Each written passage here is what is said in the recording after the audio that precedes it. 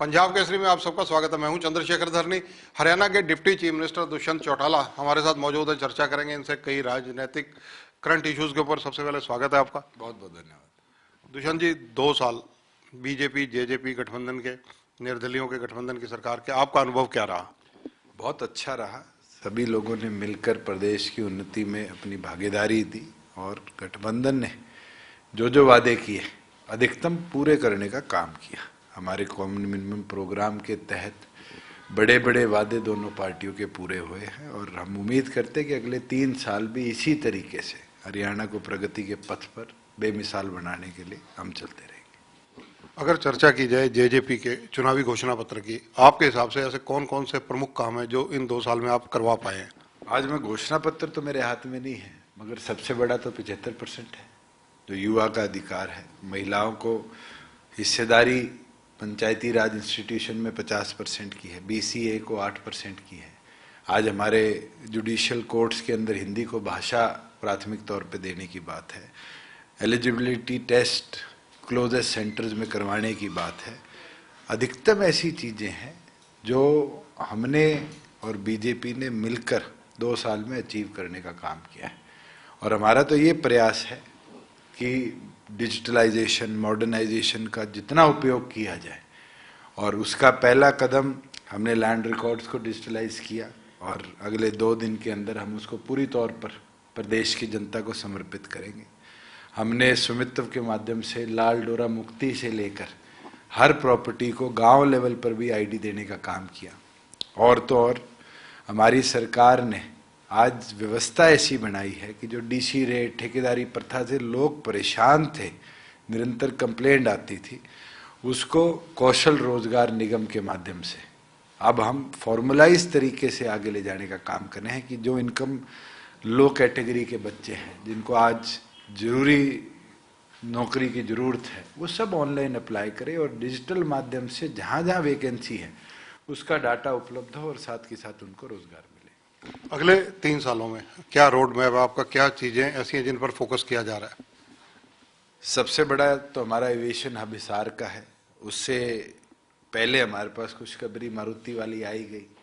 Industrialisation हमारी state में बढ़ रही है, लोग हमारी स्टेट में इन्वेस्ट करना चाह रहे हैं। एक रे ऑफ होप हरियाणा बन चुका है, क्योंकि हमारे पास लगभग 6000 करोड़ की इन्वेस्टमेंट सिर्फ लैंड में पिछले 2 साल में आई है। चाहे वो फ्लिपकार्ट आई हो, एटीएल आई हो, बिरला की जो सीमेंट से अब पेंट बनाने का काम ग्रासिम करेगा वो फैक्ट्री हो। ये रोजगार के अवसर भी हैं, प्रदेश के लिए अपॉर्चुनिटी भी है। मगर मैं ये मानता हूँ कि हिसार एविएशन अब हब जो होगा वो केवल मात्र हरियाणा का ही नहीं, नॉर्थ इंडिया का या एशिया का एक ऐसा प्रोजेक्ट होगा जहां लोग आकर इन्वेस्ट करेंगे।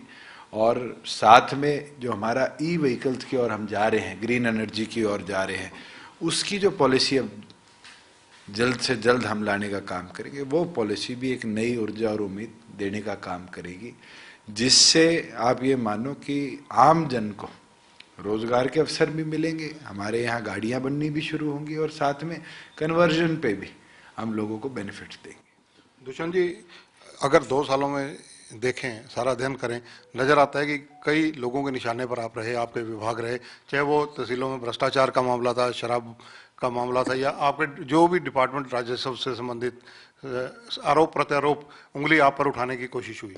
मैं तो उन लोगों का धन्यवाद करता हूं कि जहां मैं सिस्टम सुधारने लगा, लोगों की कमियां पकड़ने लगा, लोगों को घबराहट हुई और उस चीज को मुद्दा बनाया गया। क्या आज हमारा एक्साइज रेवेन्यू 400 करोड़ रुपए एक साल में नहीं बढ़ा, डिस्पाइट हमारे कोविड की मार पड़ी? क्या आज हमारा रेवेन्यू जो रिसीप्ट्स में आता था, स्टैंप्स में और में 7A का एक्ट अमेंडमेंट करके हमने उसको स्ट्रीमलाइन किया। गुड़गांव में जो हजारों रजिस्ट्रियां इतिहास में हुई 7A की, आज वो केवल मात्र एक साल में 1200 तक आके सीमित कैसे रहेगी? ये एक्ट में तब्दीली जो हमने करी है उसका असर है। और बिल्कुल जब बदलाव आते हैं तो लोग विरोध करते हैं। मुझे याद है जब मैंने एक्साइज एक्ट में बदलाव करके और ये कहा था कि अगर नकली शराब पकड़ी जाएगी तो मालिक तक पे पर्चा दर्ज होगा, तो कांग्रेस ने डटकर विरोध किया। और आज मुकदमे जब दर्ज होते हैं तो ये 2 नंबर की शराब तस्करी जो है वो हमारे प्रदेश में बहुत रिस्ट्रिक्ट हो चुकी। निरंतर छापेमारी करी जा रही है। पिछले 2 साल के अंदर हमने 14 तो ऐसी नकली शराब बनाने की फैक्ट्रियां पकड़ी है जो इलीगली लोग चला रहे थे, और उनके खिलाफ सख्त से सख्त कार्रवाई करी है। 1224 ब्रीच केसेस एक साल में दर्ज होना, ये हमारी एफिशिएंसी दिखाता है। और मैं ये मानता हूं कि जो लोग हमें ताना मारते थे, ये कहते थे 6 महीने में, 3 महीने में, साल में, 2 साल में सरकार गिर जाएगी, उनको भी जवाब मिला कि गठबंधन मजबूती से चला है और चलता रहेगा। राजनीति में जेजेपी को बने 10 माह हुए थे जब आप सत्ता में आए, सीधे डिप्टी चीफ मिनिस्टर बने। बतौर डिप्टी चीफ मिनिस्टर और गठबंधन बीजेपी के साथ आपका गठबंधन का, क्योंकि पहला एक्सपीरियंस था, तो कैसा आपको फील हुआ? बहुत अच्छा रहा है, सो फार सो गुड। और मैं तो ये मानता हूं कि अगले 3 साल भी इसी तरीके से प्रदेश की हित के लिए, प्रदेश के विकास के लिए गठबंधन काम करेगा।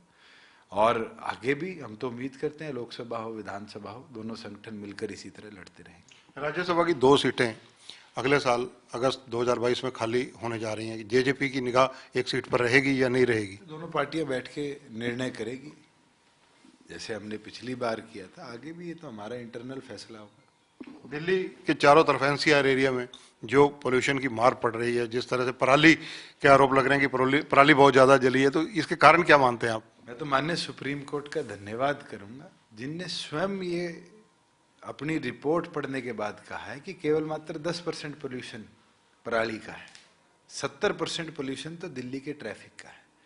और दिल्ली को अब निर्णय लेना पड़ेगा, सख्ती बरतनी पड़ेगी कि कैसे निपटाया जाए। आज तो ऑल्टरनेट टेक्नोलॉजी जो चाइना यूज करता है क्लाउड सीडिंग की, वो भी ऑब्जर्वेशन है। हमें तो, मैं मानता, और मैंने प्रधानमंत्री को भी पत्र लिखा था कि विचार करना चाहिए कि हम क्लाउड सीडिंग की ओर जाएं, जहां आर्टिफिशियल रेन के माध्यम से, जैसे और देश करवाते हैं, इस बीमारी से लड़ा जाए। दिल्ली के जो चीफ मिनिस्टर हैं अरविंद केजरीवाल, उनके निशाने पर सीधा हरियाणा और पंजाब है। चाहे वो यमुना का पानी गंदा निकल जाए, वो भी हरियाणा पर आरोप लगते हैं। अब पोल्यूशन को लेकर भी सीधे आरोप हरियाणा पर है। केजरीवाल जी हरियाणा पे आरोप लगाते हैं, मगर हरियाणा के बॉर्डर पार आकर देख कर नहीं जाते कि यमुना की हालत क्या है और दिल्ली की गंदगी से उस यमुना की हालत क्या बनी है। आज तो उनका खुद का बयान है, हम पुराने एसटीपीज को नए एसटीपी बनाएंगे, नया प्लान बनाएंगे, दिल्ली से साफ पानी डालेंगे। तो ये अपने आप में ही जवाब है कि अगर यमुना का कोई गंदा करता है तो वो दिल्ली करता है। कल मैं यमुना फरीदाबाद खड़ा होके और पानी का सैंपल लेके ये बोलूं कि ये तो दिल्ली ने गंदा पानी भेजा है, तो क्या केजरीवाल जी इस पे पीछे हट पाएंगे?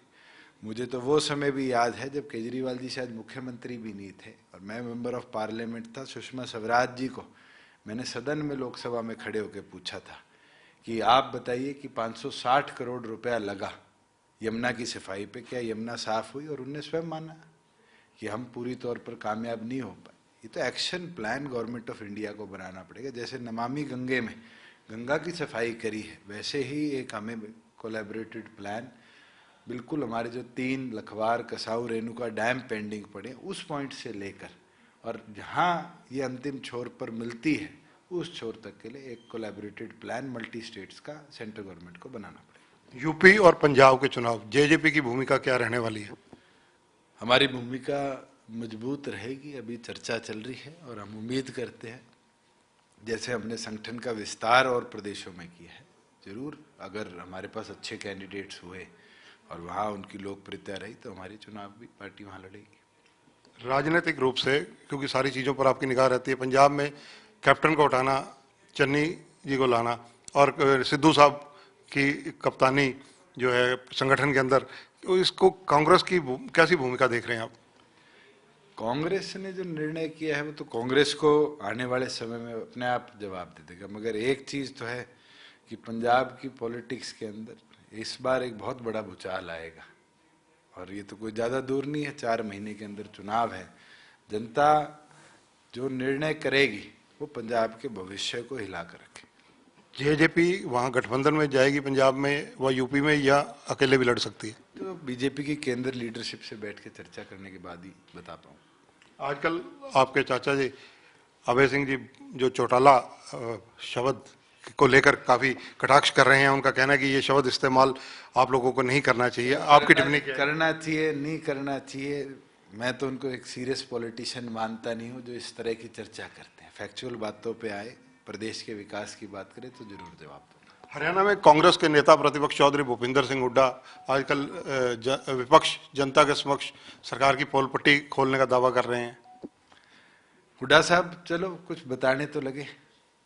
मैं तो वेट कर रहा था 2 साल में कि हुड्डा साहब कब आकर विपक्ष की भूमिका निभाएंगे, और 2 साल के अंदर अगर वो असली विपक्ष की भूमिका निभाते तो प्रदेश शायद और बेहतरीन तरीके से चलता। वो तो किसान आंदोलन को किसी ना किसी तरह से सपोर्ट करने में लगे रहे, और आप खुद देखिए कि किसान आंदोलन पंजाब के अंदर तो कांग्रेस का विरोध करता है और हरियाणा के अंदर कांग्रेस की मदद करता है। ये तो स्पष्ट दर्शा देता है कि उन लोगों की सोच क्या है और किसके द्वारा सपोर्टेड और मोटिवेटेड ये पूरा आंदोलन हरियाणा में बन चुका है। और जो अराजकता आई है धीरे धीरे ये मेरे को लगता है हमारा भाईचारा भी, माहौल भी और खास तौर पर प्रगति को भी रोकने का काम करती है। किसान आंदोलन का समाधान आप क्या समझते हैं, क्योंकि लोगों को तो परेशानी हो रही है? हम तो पूरी तौर पर तैयार है। हमने कमेटी भी भेजी हाई पावर, जो यूनियन से बात करे, उन लोगों से नहीं बात हुई। मैंने तो स्वयं पहले भी और आज भी कहता हूं आपके माध्यम से कि अगर कोई भी इन 40 नेताओं में से, लीडर्स में से चाहता है कि बैठ के केंद्र से बात करें, मैं स्वयं तैयार हूं और कल सुबह ही ले जाने को तैयार हूं कि आप आइए, बात करते हैं, इसको निपटाते हैं। बातचीत से ही रास्ता निकलेगा। अगर आप बैठे रहेंगे और अड़े रहेंगे तो रास्ता नहीं निकलेगा। धन्यवाद। दुष्यंत चौटाला जी डिप्टी चीफ मिनिस्टर हैं हरियाणा के। इनका कहना है कि मध्यस्थता करने के लिए वो तैयार हैं। जो नेता हैं, किसान नेता जितने भी हैं, वो बैठकर पहले अपनी सहमति बना लें और उसके बाद अगर वो कहेंगे तो वो कल ही आगे पहल करने को तैयार है और मध्यस्थता करने को तैयार हैं। जहां तक अभय सिंह चौटाला की बात का जवाब देते हुए उन्होंने कहा कि वह उन्हें सीरियस पॉलिटिशियन मानते ही नहीं हैं।